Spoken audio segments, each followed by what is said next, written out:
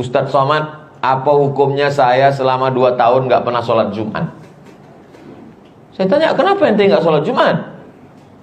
Karena masjidnya jauh sekali, dan kami sebagai karyawan tidak dibenarkan untuk keluar lebih dari 1 jam.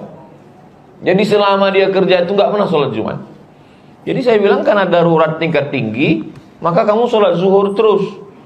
Tapi katanya kalau kita sholat Jumat, hati kita dikunci, Pak Ustadz.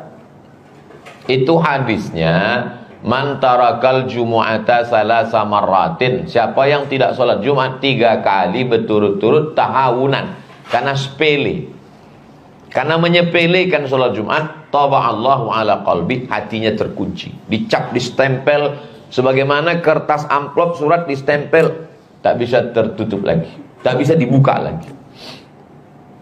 Jadi kalau satu sisi dia sedang bertanya masalah fikih, yang ditanyakannya itu fikih. Tapi setelah acara itu saya berpikir, ini meninggalkan kampung halaman, merantau jauh, naik pesawat sekian jam, hanya untuk cari makan. Itu kan saudara-saudara kita tuh cari makan, bekerja begitu jauh. Tunjukkan saya mana dalil Nabi baca Yasin malam Jumat. Pernah tak dibuat Nabi? Tak pernah. Kalau gitu bid'ah. Nah, udah banyak yang ragu kan? Sunnah itu ada 3. Yang pertama, qaul, cakap. Yang kedua, fi'il, perbuatan. Yang ketiga, takrir. Nabi diam. Diamnya Nabi, setuju, itu juga sunnah. Nah, tentang masalah membaca Yasin, memang perbuatan dia tidak ada. Tak pernah dia mengkhususkan baca Yasin malam Jumat, tak ada. Tapi ucapan dia, nih saya bacakan. Man qara'a Yasin fi lailatin, sesiapa yang membaca surah Yasin pada suatu malam, asbaha maghfuran lah, waktu subuhnya dia sudah di Allah. Malam Jumat itu malam apa tidak? Malam. Nabi kan mengatakan siapa yang baca Yasin pada suatu malam. Malam apa? Nabi tak sebut malam apa. Malam Isnin, malam Selasa, malam Rabu, malam Kamis, malam Jumat. Mestinya tiap malam.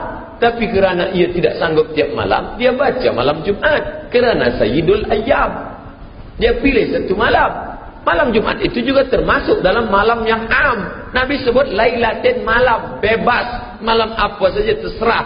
Dia pilih malam Jumat kerana keutamaan malam Jumat. Yang paling elok tiap malam. Tak sanggup tiap malam, malam Jumat. Malam Jumat pun tak baca innalillahi wa inna ilaihi raji'un. Di kota kami ini sering ada jamaah yang iktikaf di masjid 3 hari, 40 hari. Ada banyak masjid yang menerima, namun tak sedikit yang menolak. Bagaimana sikap kami sebagai pengurus masjid menyikapi ini? Saya ketua masjid. Biarpun kurus begini ketua masjid nih.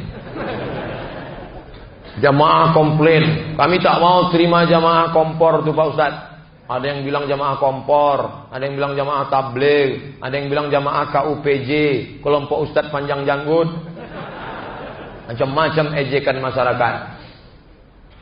Masjid ini rumah Allah, tapi manusia diangkat menjadi pengurusnya untuk mengatur administrasinya supaya jangan sampai orang masuk leluasa. Maka kita buat aturan. Boleh di masjid ini dengan syarat dan ketentuan berlaku. 1, jangan tidur di atas karpet. 2, boleh iktikaf di emperan, bawa tikar masing-masing. 3, jangan menjemur-jemur kolor di pintu. Nah, jadi dengan itu kita tidak. Karena kalau dicukupkan dakwah sama ustadz, berapa ustadz lah yang bisa ceramah? Siapa ustadz yang bisa masuk ke perkampungan, ke pedalaman? Siapa ustadz yang bisa berceramah ke lokalisasi, ke daerah terpinggir? Siapa ustadz? Ustadz Somad itu, Ustadz Somad berceramahnya di masjid. Yang menghadapi tato preman yang bertato gambar ular sendok. Datang jamaah kompor nih memukul ular sendoknya. Ayo ke masjid Pak. Berani kamu ngajak saya ke masjid. Tak takut sama ular sendok nih. Dibukanya kantongnya. Kasihnya minyak wangi. Iyalah kita ke masjid.